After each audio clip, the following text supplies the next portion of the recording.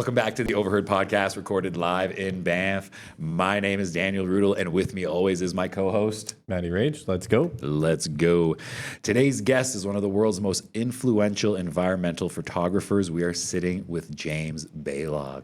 Thank you so much for joining us today, James. How are you doing today? Pleasure. Thanks for having me. Pleasure is all ours. If you've never heard of James Balog before, over 4 decades, James has explored the intersection of art, science, and our ever-changing planet, documenting everything from endangered wildlife and ancient forests to the rapid retreat of the world's glaciers.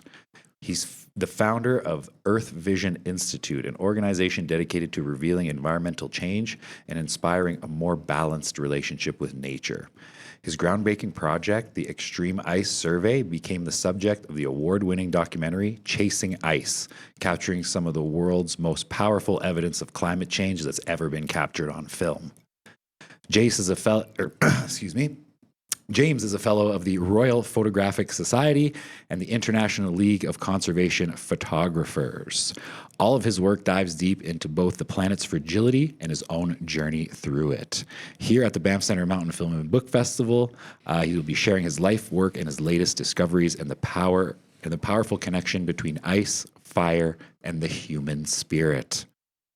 How's the festival treating you so far, James? It's pretty good. It's a beautiful day here today. I've wonderful. been in the Rockies for, I guess, about 4 days, and this is the best of the bunch. So it's a lovely day to take a walk outside. Yeah, we had a little bit of rain, a little bit of snow the first couple of days of the festival.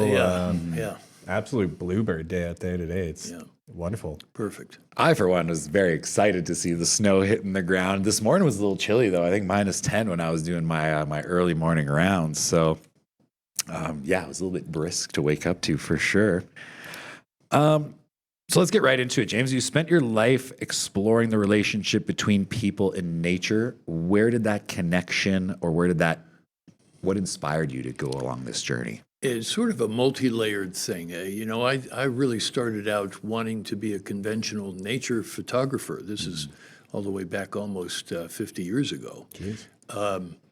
And that connection came from having been a little boy knocking around in the woods, having campfires and roasting hot dogs on campfires and climbing trees and camping under canvas and being cold and still enjoying it, canoeing and ambling around. I had a lot of forest I could travel through, and it was a lovely life experience, and it imprinted this deep passion for nature in me that found a whole bunch of different ways to grow as time went on. And one of the big catalytic events was when I was 18. I had a chance to go to a Colorado Outward Bound School course for 23 days in the Rockies. Very cool. And that really imprinted a love of what I've come to call the mineral smile of the alpine. The wind in your face when you're up on a ridge, and the wildflowers and the waterfalls and the meadows and all that great stuff that has us also fixated on these kinds of landscapes. Absolutely. What do you think makes a landscape more than a landscape? Maybe a feeling that you capture when you're doing your work. Very interesting question. It's last week I was asked that several times in different ways, and the way a lot of people ask it is, do you think or do you respond?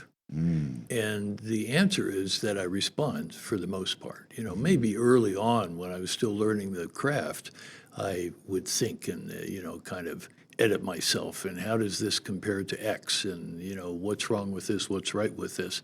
But over time, I learned to just be there, respond, let the heart engage, and photograph whatever it was that grabbed me. And I'm often inspired by musicians. I listen to a lot of podcasts and things on YouTube, and particularly this guy Rick Beato. He's a legend. Yeah, he's amazing. He does these fantastic interviews with lots of musicians, and One of the interviews that I enjoyed a lot, because I played jazz and rock drums when I was a kid in school, cool. Nice. was an interview with a famous drummer named Vinny Colaiuta. And Vinny's played on lots and lots of famous records. And this is a long way of saying that his great quote that I love so much is that thought is the enemy of flow. I would agree with you there. And so when I'm really in the groove and I'm out there and I'm just kind of like turn off all the critical thinking capacities. I mean, you still have to have that somewhere in the back of your minds, but you push it in the back and you just kind of throw yourself into time and space, and that's when the magic happens. Interesting. It really makes me think of a quote, I think, from Rick Rubin. I read his book. Have you read Rick Rubin's book, The Creative Way? Yep. And it really kind of, what you just said ties me back to that. And the thinking process and the creative process, maybe not complementary when they're both happening at the same time. Yes, when they're happening at the same time. But I find that the thinking process is key before I'm actually making the pictures. It's the thinking process, the ideas that are guiding what I'm doing. I've been probably driven by ideas and theories in my major works, but not probably, I have been 100% driven by big ideas that would hit me in some way, shape, or form. And a single idea could suddenly take 10 years to work my way through photographically and let the experiences manifest that idea. Well, I was just thinking of asking you as you're kind of coming up with that answer is how often does that play out where your vision in your head comes out similar to the project at the end of the line? It all depends. You just never quite know. And I have to point out that these kinds of questions apply to the bodies of work that I call my personal work. Yeah. These are the major projects that go on for years, that are self-guided, self-directed, occasionally fed by various media organizations, like at times National Geographic was enormously important for the ICE project, but a lot of these other things were done on my own juice. Yeah, cool. And the assignments that I did that helped to feed the big ideas were a whole other body of work. There were things that I was doing where, there was a need to be fulfilled in Time magazine or Life magazine or National Geographic or Smithsonian or whatever it was, and there's a transaction. You, Jim, go out, make these pictures for us on this subject, and we, Life magazine, will decorate our pages with your pictures. You get paid, we get the pictures, everybody's happy. This kind of work, these personal projects, are self-funded for the most part. They go on for years. They're driven by my own kind of internal drives, sometimes neurotic, sometimes unconscious, sometimes rational, sometimes irrational, but it's just something I have to do, and these things just possess me, and I have to keep going until I see them to the end. And nothing is ever perfect, and nothing is ever finished. That's what's so damn frustrating about it. You can work on something for 5 or 10 years and think, okay, all right, fine, I'm worn out, I can't do any more. And then you come back and you look 5 years later and you go, oh, wait a minute, there were some pictures. Oh, I wish I had gotten this and I wish I had gotten that. But it's just the way life is. One of the great photographers of the 20th century, Henri Cartier-Bresson, he had a great quote in an interview. He said, nothing is ever perfect and nothing is ever finished. And he shot as well as any human being ever could. No doubt. And where does that drive come from for you personally? There's a feeling that I have to do as well as I possibly can. And that means expressing whatever vision is haunting me and nagging at me and prodding me and poking me in the ribs. And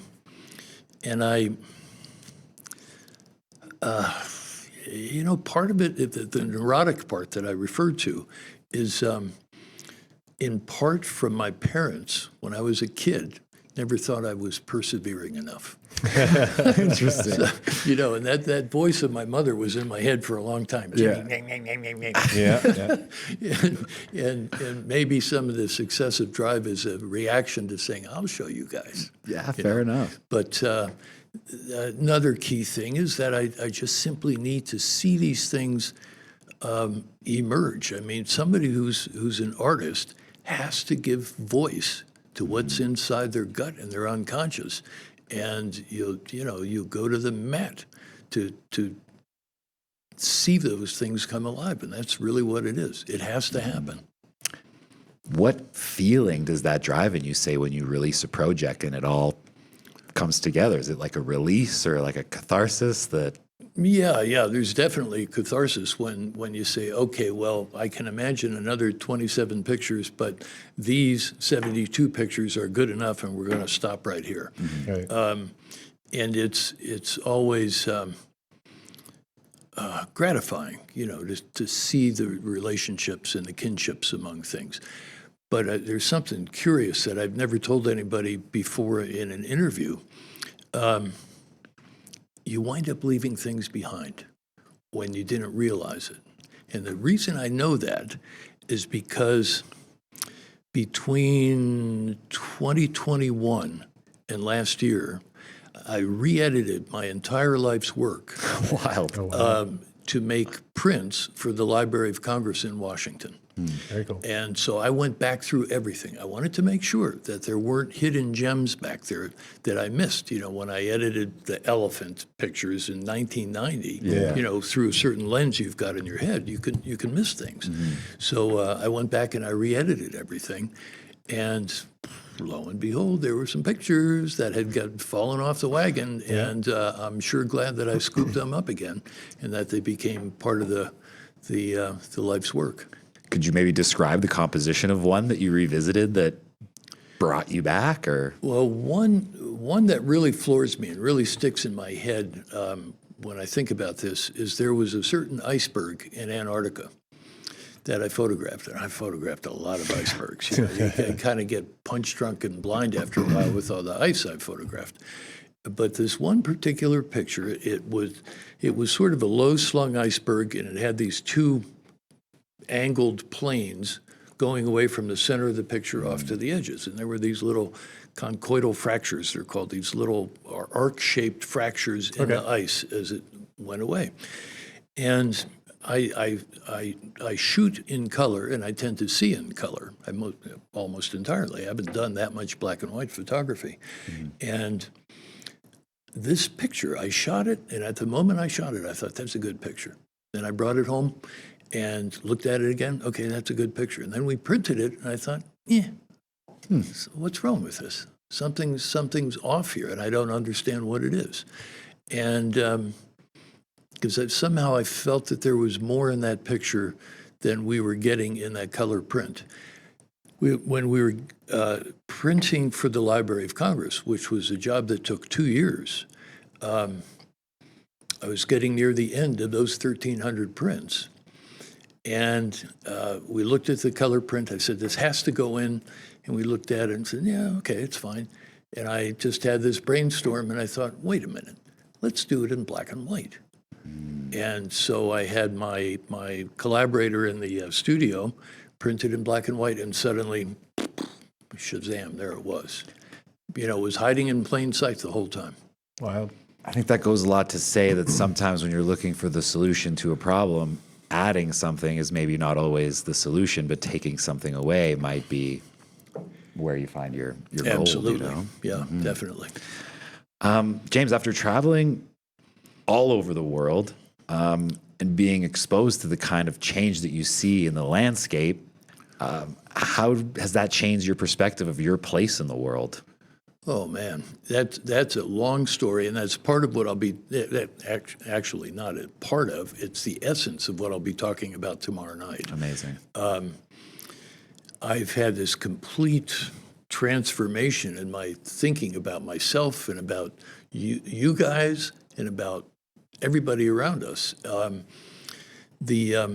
And I don't even have enough time tomorrow night to speak to all of it. Yeah. And the reason this is so volatile and so intense right now is I'm writing what amounts to a memoir. It's not, but it's a memoir with meaning about the purpose of all this stuff. And it's not just about, I went on these trips and I shot these pictures. There's an arc through the whole thing that reveals the transformation of this human being encountering all these different aspects of the world around him and being changed, metamorphosed, step by step. And to put it simply, when I started out, I was a classical nature romantic environmentalist. You know, I was steeped in the doctrine of Henry David Thoreau, John Muir.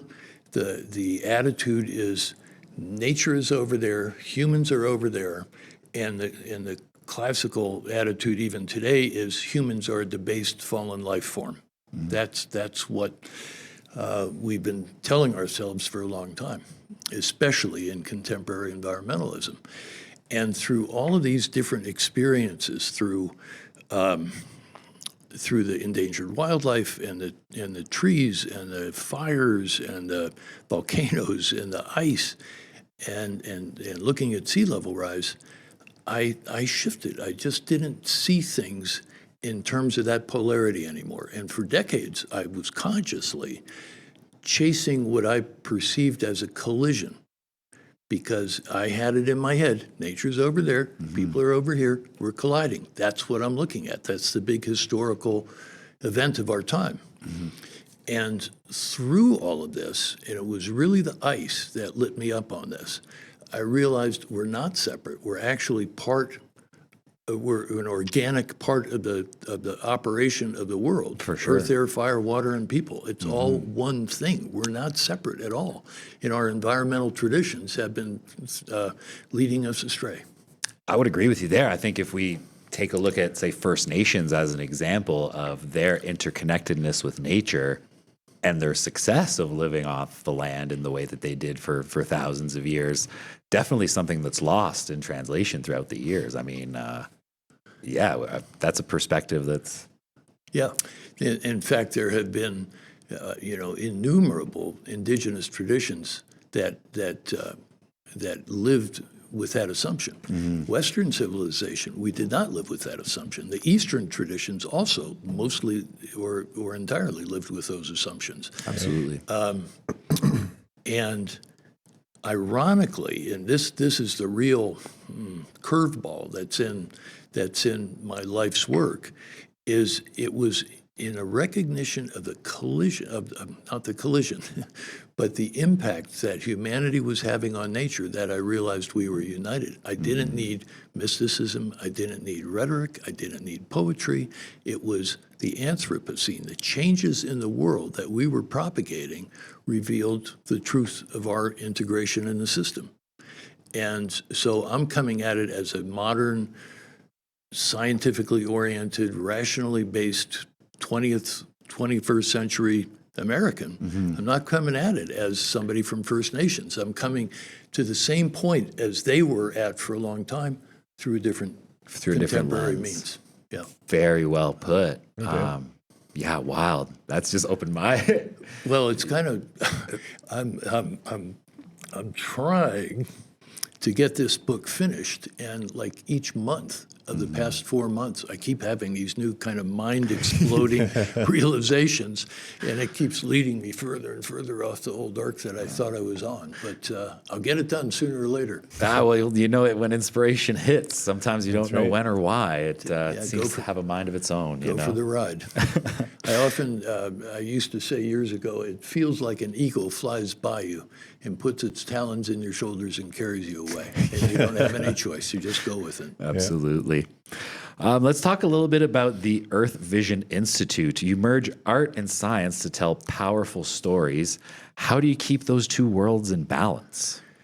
Yeah, well, EVI, as the acronym goes, is somewhat comatose right now. It's quiet, so I don't want to overstate that. But we've published some books. We've done a huge amount of outreach with that. But the funding is on ice at the moment, and the staff is pretty de minimis.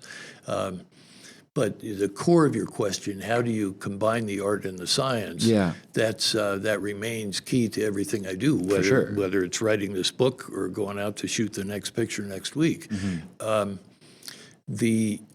There's actually three elements. I've generally talked about only two of them all these decades, especially through the course of the ICE project. There's actually the physical action engagement with these outdoor landscapes. There's the visceral experience that I have dangling on ropes, looking at trees, getting blasted by a volcano, whatever. There's the physical, visceral engagement that's key. The second one is the subjective artistic engagement, aesthetic engagement, and that's generally said to be kind of a left brain thing, although there's a lot of crossover between the hemispheres of the brain, but that's said to be left brain. And then the scientific part of this is really not from research, with a capital R that I'm doing. I'm not the research guy. I'm building my aesthetic experience and my physical experience on the knowledge that others have amassed over the decades and the centuries. And there's been a lot of smart human beings who have done a lot of incredible study of incredible things and sorted out a lot of unknowns. And so, my work and my physical process are sitting on a foundation that others have built under us. Almost like a give and take from the scientific world to the art world and kind of blending the two. Very interesting approach for sure, and one that I think is quite effective and quite well represented here at the Banff Film Festival. Yeah, definitely. Those of us of an environmentalist artistic persuasion tend to bridge those worlds. Absolutely. With so much focus when we're talking about the environment on loss and change, how do you personally stay grounded and kind of somewhat hopeful in this work? It's kind of easy to be down and negative on the outlook. How do you? Yeah, well, that's the bazillion-dollar question right now, especially in this age of the politics in the United States, which is where I'm from. Yeah. The politics going off the rails, and not just going off the rails, but going into a deep, dark black hole. But the basic mental strategies are the same ones that I've been developing in my own head and heart and mind for the past 15 years. I have to tell you, I balance on a seesaw of hope and despair all the time. I can't pretend that there's any other way. But I truly have refused. I've made a conscious, willful choice not to descend into the doomsaying that has become so commonplace in the environmental literature and environmental thinking. For sure. Yeah, fair enough. Just way too much doomsaying, flagellating ourselves. The world's coming to an end. Everything's over with. You hear people, couples that are 32 years old saying, "I'm not going to have babies because the world's going to end by the time they grow up." I don't think so. Pretty pessimistic outlook. Yeah. I consider myself what I call a cautiously optimistic eco-pragmatist. I'm a cautiously optimistic pragmatist. I like it. And part of it is because I recognize that despair and depression accomplish nothing. They make you want to stay in bed and pull a blanket over your head, or curl up in a corner and say, I'm leaving the world, I want to get off, this is terrible. It almost pushes you to a point of like almost nihilism where nothing matters, there's nothing that we can do to change it. And I think a lot of people are stuck there right now with media and politics just the way that it is. Hope and despair, definitely very common themes being thrown around nowadays. Yeah, no, absolutely. So, I think it's absolutely crucial to have the self-control and the self-possession in your mind that when those negative thoughts come up, you recognize them and you say, okay, negative thoughts, okay, you're there, you're going away. For sure. And I'm going to take this frustration I feel and turn it outward where it belongs, because it's really the despair that you drive into your heart is very similar to let me back up. When you get angry about environmental things, you tend to drive a knife into your heart, and that knife is despair and depression. And what I've learned to do is to pull that out and turn it outward into action. Don't let the anger neutralize yourself. Turn it outward and do something with it. And it means small things, in most cases every single day. And for me, it means my work. For me, it means writing something else in a journal or in a paragraph in the book or whatever. And you just have to take one step after another. I had an interesting, this will mean a lot to your audience of people who are outdoor-oriented and mountaineers and alpinists. Many years ago, like close to 50 years ago, I was on an ice climb in Colorado, and a guy who was right next to us on the climb was a guy named Peter Metcalf, who became the founder of the equipment company Black Diamond. Oh, cool. And I hadn't seen him for like 30 or 40 years after that climb. And I ran into him at Telluride Mountain Film, and he said, "I've been following your work now for years. And, the reason you can do it is because you're a climber." I said, "What do you mean?" He said, "Well, when you're a climber and you're trapped in a tent in a storm, you have to believe that tomorrow will be better than today. You have to look at your anchors on the wall right next to you when you're scared to death you're going to get ripped off by your partner's fall or your own fall. You have to look at those anchors and trust the anchors. And you have to look down at the snow on the glacier in front of you, and as huge as that mountain seems up above you, you take one step, and you take another step, and you take another step, and eventually you get to the summit. And that's kind of where we are as a society. And that's what we have to remember to pay attention to." It's a great analogy, honestly. I never even thought about that connection between the mindset of a climber and the mindset of a conservationist. It's quite one Very and the same. similar. Absolutely. Actually, Peter didn't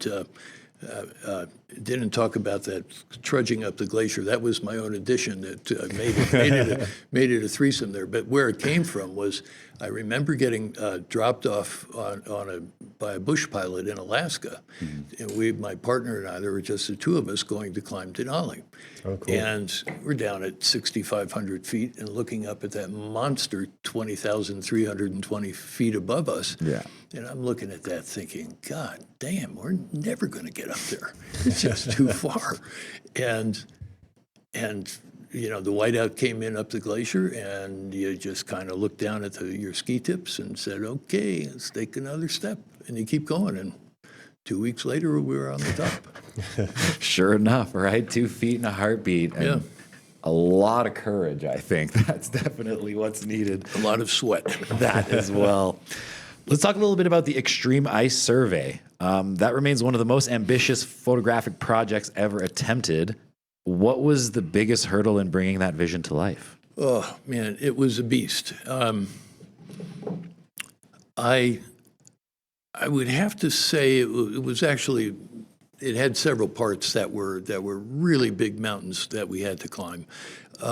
One of them was the uncertainty, just the raw uncertainty. We didn't know what the glaciers would do. Yeah. Right. And I was going to spend several years doing whatever I was doing to watch the glaciers, but the possibility was we were going to waste a lot of time and money and get nothing at all. Right. And if we got pictures that said something about the changing ice, there was no way to know if the culture was going to care about it.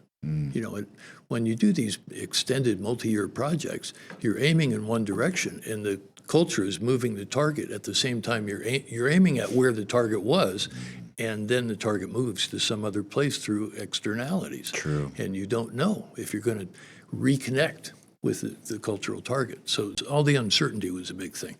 Another big issue was the finances of it. It was very, very, very expensive. And I was running tremendous credit card debt in the beginning. I was paying myself nothing for a couple of years. Everybody else was getting paid, but I wasn't getting paid. And there was a really terrifying problem of how are we going to pay for this stupid thing? At first I thought it would be 3 3 summers and 2 winters worth of work. And even that budget that we generated to analyze that period of time, it was many hundreds of thousands of dollars, and it was beyond my imaginative capacity to be able to raise that kind of money. I had always done pictures, pictorial productions that were based on these assignments, where there was a very clear balance between money in and pictures out. Right. And in this case, it was an open-ended pictures out, and it was an open-ended amount of money that needed to come in. I didn't know where that was going to come from. Yeah. And in the end, after 15 years, it cost $7 million. Jeez. Somebody told me the other day at Cornell, $7 million for 15 years? That was really frugal. You did great. You're here. And I said, you have no idea how hard it was to generate that support. But the miracle of it was that it was the right project at the right time and the right place. And I was able to raise enough money, in part from National Geographic, NASA, National Science Foundation, Nikon, to get out the door. And then after that, once I got the credit card debt paid down, private donors just started coming out of the woodwork when the pictures started to filter out into society and people saw the evidence we were creating. People said, the world needs that stuff. I want to help you do it. So you think that was the main motivation behind the private donors? Was it the work that you were doing 100%. Was telling a story that needed to be told? Absolutely, no question. And you know, these were folks that understood the science of climate change and understood that the climate was changing indeed, and that we needed the visual evidence. And here we were bringing it home. I mean, it was literally the first time that easily comprehended visual evidence of climate change came into the world. Prior to that time, the evidence was all based on analyses of physics or chemistry and numbers. You know, there was nothing you could see. You know, they were scientific graphs and charts that I have great admiration and respect for, and the scientific community does incredible things with that medium.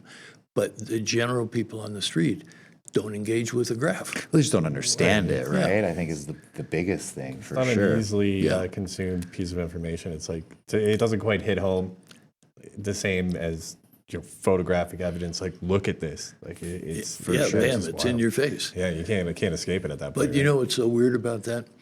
As clear and present and obvious as the pictures were, when we did the Los Angeles premiere of Chasing Ice, the film that came out in 2012, relatively early in the project, we were recording people's reactions as they came out of the movie theater. And one of our interns caught a guy talking to his girlfriend and caught him on the smartphone. And the guy said, how do you think they did those special effects to make the glaciers go away? I was like, are you kidding me? What do we have to do to you, you know? Funny enough, we were watching... I'm so glad you brought this up in this way, because as we're doing research, of course, Chasing Time came up in our research as a big project, something that we should focus on.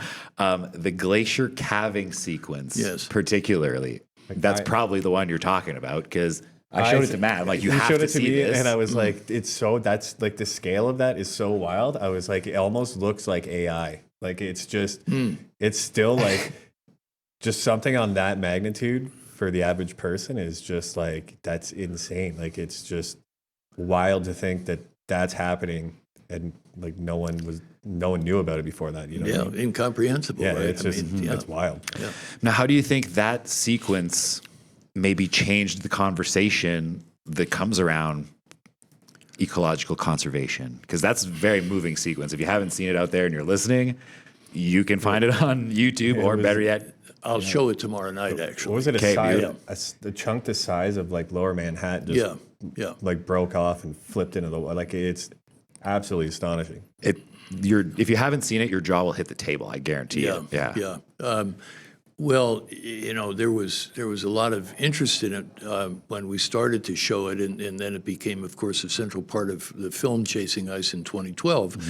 But what happened was Leonardo DiCaprio takes movie stars and their social media accounts to really push these kinds of things. Yeah. Oh, cool. Leonardo picked it up and put it on his feed, and we had 5 million hits in a week. Cool. Wow. And then he did it again a few years later, another 5 million. And it just kind of kept virally compounding from there. And I think last time I heard, it had been seen, it was either 61 million or 63 million times. Jeez. You know, because of that wow factor. People It's- just going, you got to see this. Yeah. What were the thoughts running through your mind seeing that footage for the first time? Well, yeah, I mean, it's horrifying, and on one level, as a human being, but as an image creator, it's like, wow, fantastic, we Right. hit the jackpot, we got it. Yeah. I would say so. I mean, the mind-blowing part about it for me is that these processes and events are happening Unseen, exactly. unwitnessed, And it's they go by and nobody knows. Right. Yeah. That is what struck a chord with me the most, I feel, is capturing these moments in time that is like the biggest forces that our planet can produce. And you guys caught it like that. Well, yeah, but you know, even aside from what we caught in that, you know, I think it was 1 hour and 20 minutes was that big calving event. Right. The time-lapse cameras were sitting out there for years and years and years, clicking away every half hour around the clock as long as it was daylight, and things were happening. When, you know, I'm off giving a lecture in New York or Paris or LA or whatever it is, while my little surrogate robots are up there in the Arctic or on some mountainside watching what's going on. So the technology gave us eyes on the world and an ability to capture moments in history that otherwise would have, you know, just flitted by without any notice or any solidity at all. Right. When it comes to that event specifically, was there much forewarning to it? None. None. Except, well, it's not entirely true. We had, about 4 months before, we were out in winter in Greenland and dog sledding around and skiing around and checking on the cameras and seeing what was going on. And it was when we were in the airplane leaving the west coast of Greenland, I looked out the window and I was talking to my two young assistants, Jeff and Adam, and I said, you know, sometime in the springtime, and I think it's probably the third week of May, could be the fourth, could be the first week of June, sometime in that time window, there's probably going to be a really gigantic break-off of ice, because the ice, it's a long story about the glacial dynamics, but there was, I had learned enough from some of the scientists, and I had kind of intuited it enough from looking at things myself. I thought, in that window, there's likely to be something grand. And so by the time we were back in Colorado, I was starting to twist their tails and go, how would you guys like to sit up there for a month? Right. And just have all the cameras ready, you know, put the video camera on a tripod, put the time-lapse cameras out, and you camp out and just wait until something happens. Because I had to go to Greenland at the end of June for a month, and then Iceland for another couple of weeks. And the last thing I wanted to do was be away from home for 3 months, because I had a little kid and I had a wife and so on. So anyway, Jeff and Adam went, and Jeff Orlowski and Adam Winter were the ones who actually pressed the buttons on the cameras when they were up there, because I had knocked them over the head and made them go. We got to tip our hat and give them some Heck big, yes. big props too, because that is, if you don't have emotion watching that footage, you probably should get yourself checked, honestly. Looking at your body of work and then considering the theme of this year's festival, Fire and Ice, it almost feels like a perfect theme for your body of work. What does that juxtaposition mean to you personally? It's kind of amazing that I met the folks here at Banff. You know, certainly I was aware of this festival for a long, long time, but I hadn't met Joanna and Megan until relatively recently. And then they told me what the theme was, and I said, "Come on, you know, Come on, I man. spent 4 years chasing wildfires, and I spent 15 years chasing ice, Yeah. and I've got a lot to show you." So they said, "Okay, you know, you're on belay. Come on up." Nice. The show tomorrow night will actually link together changes in air to changes in the fire regime, the wildfire regime, to changes in ice. It's a linear thing that I kind of cooked up some months ago. And I've only given that show once before. And I'm a little anxious about how it's going to come out because it's, when you haven't rehearsed it a lot, for sure. you never know, you know. But all those things fit together. And, we're on the one hand, we have these artificial fires or synthetic fires, also known as industrial fires, that we humans create by burning oil, coal, and natural gas. Right. And before that, we were burning wood. So we, in the modern age, the industrial fire is in an internal combustion engine. And we take these fuels from outside. We have fires in there where we can't see inside the pistons of these engines and inside our furnaces, and that creates light that's illuminating this room and catching our voices on these microphones. So that is a key part of our lives, those industrial, synthetic, artificial fires. And of course, when we are having those kinds of fires, it creates alterations in the atmosphere that makes wildfires burn more fiercely, burn longer in the year, burn longer when the fires are on, and the fires get hotter and nastier. So the industrial fire feeds into the wildfire, and that in turn, all of that helps to melt the ice because the atmosphere changes. So correct me if I'm wrong, but it kind of sounds like with your presentation coming up, we almost see as fire and ice as two opposing forces. You're kind of tying them together and showing us that they're all interconnected. Absolutely, yeah. Maybe arguably they're still opposing, but they certainly are interconnected, and they're in mutual dialogue with each other. Absolutely. What do you prefer chasing more, ice or fire? I found myself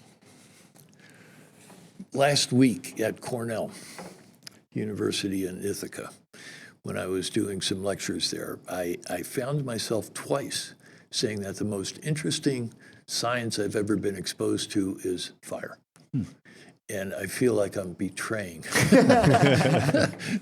I'm betraying the cause of the ice. But the ice science is incredibly interesting, too. The interaction of the air, the water, the frozen water, the human activity in relationship to it. But there was something about being out on those big wildfires, and we were on a dozen of them, mostly in California, that is... I don't know how to say it. It's not uplifting. It's not inspiring. It's not exciting. Those words don't fully grasp the intensity of these places. But the science of the fires, when you're in some big mountains, like our first big fire was at a place called Happy Camp in the Klamath Mountains in Northern California. And it's real jagged terrain, big relief, deep V-shaped canyons. And there's this tremendous interconnected dynamic between the heat of the air, the movement of air in off the Pacific Ocean, the vertical mixing of the air in those mountain canyons, the fuel buildup that's of whatever type on those mountainsides, which direction the slopes face, the angles of the slopes, all of that drives how this force called the fire behaves. It's an animal. I mean, that thing is alive out there. For sure. And that shifting combination of variables I just found enormously fascinating. I just couldn't get enough of it. And then on top of it, you have the question of how does the human animal respond to the fire animal? In the fire animal, I came to call a fire dragon. The reason being, this was really crazy. The first big fire that we were on there at Happy Camp, on about day 2, we were up on this ridge, and this fire was roaring up out of this canyon towards us. And I was shooting with real fast shutter speeds, as fast as the camera would go, an 8,000th of a second. And I looked at the pictures that night, and picture after picture after picture, it looked exactly like dragons in Chinese art. I mean, the kind of gnarled shapes with the faces, with the mouths open and, snarling. Yeah. And I was saying to the guys, and I asked some of the firefighters, and of course the firefighters said, just don't bother me with that shit. But some of my they team, had their own thing to worry about. yeah, I guess. they had enough to worry about Yeah. without worrying about Chinese art. But my question was, I wonder if the ancient Chinese mystics somehow were able to perceive those shapes flickering in the flames, and because it was such an immortal force, they somehow decided to infuse it in their art. And there's no answer to it. We'll never know, you know. But when you look at, I've got picture after picture, I have dozens of pictures where you'd swear it's a dragon. Well, I think when it comes to connections like that, I don't think coincidence is really where the answer lies, right? If you were able to make that connection in our time, for sure someone made that in centuries past, right? Yeah. One thing that kind of hit me when you were talking about the difference between fire and ice is obviously fire being the speed at which it develops drastically different from the speed at which ice would develop or change, right? So when you talk about the human-animal's relationship with it, definitely, I don't know, got me thinking that fire versus ice, like as much as they're together, very, very different. That is a very interesting point. I've been thinking endlessly about questions of time and history in all this work, you know, and I never thought about the different character of time in a fire versus time in the ice, and the but changes. There's a story there. Absolutely. There's a metaphoric something to be said, and I'm not clear-headed enough at this moment to say what it is. But the disparities of time and the vectors of time and how they move, there's something there. Before we got on, we wanted to discuss a little bit about cancer and chemotherapy and how that relates to your current experience. What's been going on? Yeah, well, I was diagnosed with a blood cancer 6 years and 4 months ago. Blood cancer called multiple myeloma. And there is significant reason to believe that it was triggered by exposure to wildfire smoke.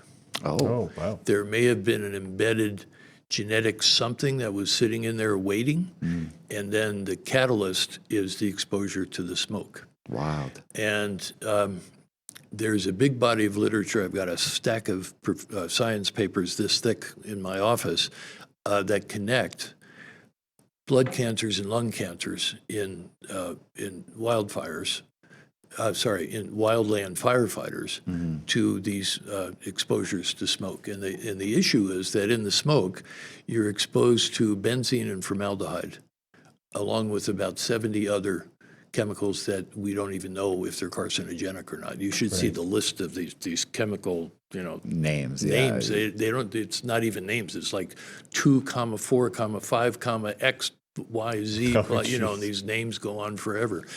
Wow. So there's toxins in the wildfire smoke, and there's no cancer in my family. Never has been. And here suddenly I'm getting diagnosed with myeloma. It came on probably it started to come on, we think, in hindsight. You could see the early traces of it happening after the first year of firefighting exposure. And it was formally diagnosed right after we got done with all the field work on the fires. So that quick you found the diagnosis came. It's circumstantial. You can't prove where a lot of these diseases come from, but it's there, and I suspect that the two things are connected. Another thing I can tell you absolutely for sure is connected is I've never had pneumonia in my life, and one of my cameramen, who's a very strong ultra marathon runner in the mountains. Yeah. He never had pneumonia before either, and we both had pneumonia after our third season of wildfire smoke. Weird. I mean, like almost right away, and it's because of all the toxins you're loading up your lungs with in your blood. So that's the connective tissue there, but the other thing that is relevant to some of what we said already is that how to put this. as a classical environmentalist, I've always been very negative about the chemical industry. I always had an attitude. Chemicals are bad. Yeah. Bad stuff. And when suddenly my life was sustained by medical chemicals that I take, every 2 weeks right now, I'm realizing there's a lot of good things that happen in modern chemistry. And we environmentalists have had a too narrow view of the world, of our world, in fact. I mean, those hats you're wearing are a product of the chemical industry down on the Gulf of Mexico. So much of what we do in this world is a product of chemistry and physics. And that's not to say that everything the chemical industry does is great and can be forgiven. They do a lot of shitty things. Oh, yeah. Big But time. they also provide a lot of power and capability, which leads to an ultimate point, which is that human technology used intelligently and wisely is a very powerful force for the good. And it can also be used stupidly and arrogantly and greedily, and it becomes a force for the negative. Absolutely. Very, very well said.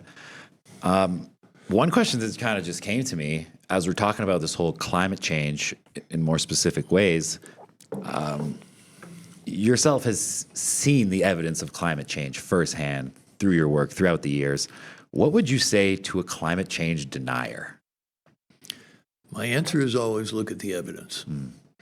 And I've been in plenty of, public presentations where you've got somebody in the room who is absolutely determined not to accept the evidence and to try and pretend it's something else. Yeah. Why do you think that is? People get locked in their ideology and their belief systems. Okay. They can't, if something is held as a belief at a deep enough level, you can't get them to change that with tangible, rational evidence. They just won't do it because it's a spiritually and religiously held belief. It's just so deeply rooted, they're just not willing to give it up. Right? But the other thing that I've noticed when I run into these naysayers is that they invariably have a financial interest in the contrary argument, namely that the oil industry is fantastic and perfect and isn't doing anything wrong. Like a guy owns an oil tanker, for example, in the case of one room that I was in at one point. But generally speaking, I've been really struck by how willing people are to look at the evidence and go, God damn, I had no idea. And the most striking example of that was in Salt Lake City. I was in an auditorium at the University of Utah and did my talk, and a man came up to me. He was clearly a rancher sort of a guy. He had on a John Deere cap and a denim jacket and dust on his boots and his hands in his pockets. He was in his mid-70s probably, and he said, young man, and not, this is years ago when I could still maybe be called a young man. And he said, young man, I thought this was all a lot of hooey, but having seen your story and heard you talk, I get it now. It's real. I understand. And his daughter came up to me the next day and said, that was my father. And he laid more miles of oil and gas pipeline in the American West than almost any other living human being. Wild. So to have him say that, that's a big deal. How did that moment make you feel? Kind of. Oh, it's great. Yeah. I mean, I still, now how many years later? I mean, it's going on 20 years since that moment. It still gets me choked up. Amazing. Yeah. So there is still hope out there for those that believe in the cause. You know? Absolutely. Well, in our very first construction of our website for the Extreme Ice Survey, the slogan that we put on there was "Seeing is believing." For sure. And once we spent about a year with that slogan, and we started to hear about this disparity between belief in a profoundly held ideological or religious sense versus evidence, we stripped the word belief and believing out of there. We changed the whole tone of the website. We took the slogan "Seeing is believing" off, and the pitch is always, dear people, look at the evidence. Look at the facts on the ground that we're trying to show you. Right. It's not about my belief or your belief. It's about the facts of what nature is doing, period. Check your beliefs at the door and look Yeah. at the facts. Is kind There of are certain things where belief is incredibly valuable to the human existence. For example, we don't know where we came from. We don't know where our spirits are going after we die. You need belief for that. for sure. Because there ain't no other way to have any kind of an answer you can live with, So belief is useful in some places, but I don't think it's useful when it comes to the empirical reality of how the world is functioning. Very well said. Very well said. When you look at the next generation of environmental artists or storytellers, James, what advice would you give them on their journey? Be prepared to have bruises on your forehead, but be prepared to be persevering and persistent. There's, if this were an easy path, lots of people would do it, and some shark out in Silicon Valley would figure out a way to make billions on it. But it's not necessarily profitable, but you do it if you feel that it has to be done. And you have to have that passionate commitment in your gut. On a pragmatic level, if somebody's a visual storyteller, I can't emphasize enough, learn as many of the different tools as you possibly can, from audio recording to video recording to digital editing. And if somebody wants to be a filmmaker and be looking through the camera, I have noticed over and over and over again that if people have a still photography background, they shoot a lot better than they do if they just picked up a video camera and started shooting. And not a video camera, but a digital motion camera. Right. When you're a still photographer, you need to learn how to move your eye around inside that frame and compose the damn thing and get it right. The cinematographers tend to just kind of put the frame up and shoot for the action, not for the light and the color and the form and the proportions. So a totally different perspective from a still shot. But if you start from stills and go to motion, boy, that gives you a lot of extra firepower. That's great advice for sure. No doubt. After everything we've discussed today, James, would you say you're more hopeful or more urgent about the planet's future? I wouldn't put either one of those in opposition. I'm both. I'm hopeful, and I think it's urgent that we do the right thing and stay hopeful and stay energized. It's a reasonable question. What am I hopeful about? Well, I'm hopeful, as I already said, about the better angels of our technology when used properly, intelligently. I'm hopeful that human beings reflexively have a love for their children. Not everybody has children, but everybody was a child once upon a time. And this feeling of being in the stream of time is a very, very powerful internal force, often unrecognized. When you have your own child, obviously you want to protect that little person. You get that. But the love that we have for the fullness of time and the propagation of the race matters a lot. I have a lot of hope in the pragmatic desire of nature to endure and humanity to endure. Absolutely. The human race doesn't want to go extinct. That's the ultimate reason why I don't believe in this doomsaying. Right. No matter how screwed up we make things, we're eventually going to wake up and say, okay, if this is really threatening us with our existence, well, we're going to fix the damn thing. And I don't think we're over that cliff yet, actually.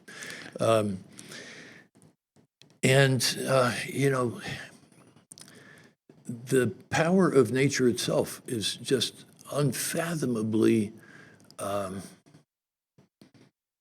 large, intense, pervasive. Nature is an incredible force. If you just leave stuff alone, it's amazing how fast things stabilize or regenerate. I would agree. And all these things put together, if we can somehow harness the best angels of our nature with nature's power, we can fix our problems. I think there's tremendous evidence of that when you look at places where humans have disturbed the planet in pretty extreme ways, like Chernobyl. I was just going to say, like Chernobyl, it's like... Yes. Now you have wildlife there again. I saw an article the other day of supposed wolves or something that have like tainted blue fur from their exposure to certain chemicals or whatever from the landscape. But the fact is they're still there. Yeah. Right? Like they've adapted. Yeah. Again, that's not... It's not ideal. It's not ideal, but it goes to show that the opportunity to rebound or the opportunity to fix what we have done, right, is still on the table. So after a lifetime of watching the planet change, what still fills you with awe when you're out there on your projects? Oh boy, I mean it's all the time, and it's gotten, especially over the past several months, as I've been kind of digging deeper and deeper and deeper into the kind of the spiritual and metaphysical meaning of this memoir.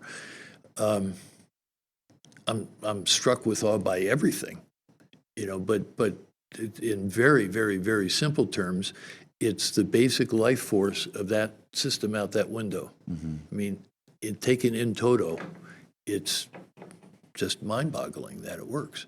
And I'm also struck with awe, frankly, by the energy of humanity, by you guys sitting in here being interested in what you're interested in, and those people in the auditorium around the corner being interested in what they're interested in. The mind that we apply to these issues is an awesome, fearsome, wonderful, powerful thing.